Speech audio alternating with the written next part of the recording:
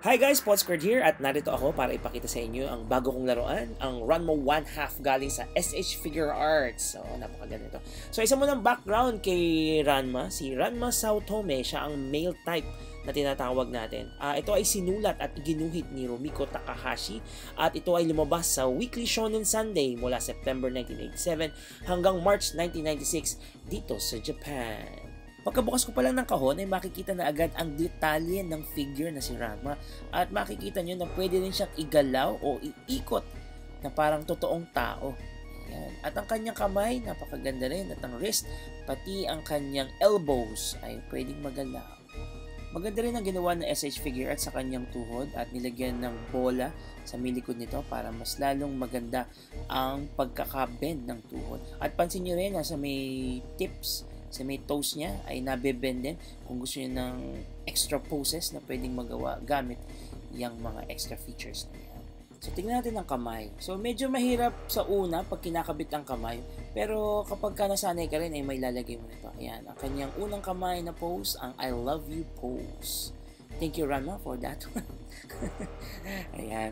Pansin nyo rin yung kanyang ulo, yung sa may bandang likod, yung kanyang buhok. So, hindi siya talaga natatanggal, pero naiikot siya na pataas, pababa, or sa gilid. Ngayon, tanggalin natin ang kanyang buhok para mailagay natin ang ibang klase ng kanyang mukha. So, pagkatapos tanggalin ang buhok sa harapan, pwede mong palitan yung mukha ni Ranma para mas maganda action poses nito at marami siyang expressions na kasama. Sa totoo lang, nagulat nga ako kasi napakaganda ng detalye ng mukha ni Ranma, yung mga poses niya, at napakadaling igalaw. Hindi siya yung tulad ng ibang mga figures na ang hirap i-pose at madaling mawala sa pagkakaporma. So, hindi mo agad makukuha yung gusto mong pose para doon sa figure na gusto mo. Sinubukan kong hilahin yung figure, titignan ko kung babalik siya sa dati. Syempre, hindi naman siya magsa-snap back sa dati, no? Pero yung tindig pa rin niya ay parang okay pa rin at hindi mukhang fake. Hindi mukhang laruan. Mukhang totoong figure or mukhang anime talaga siya. Tingnan naman ang forma.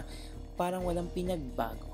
Parang totoo lang. I love you pose pa rin. At dyan po nagtatapos ang aking review. Kung meron po kayo masasabi, mag-comment lang po kayo. Please like and subscribe sa aking channel para sa marami pa pong reviews tulad nito. Sana po naibigan nyo. Maraming salamat. Podsquared po. Nagsasabing paalam!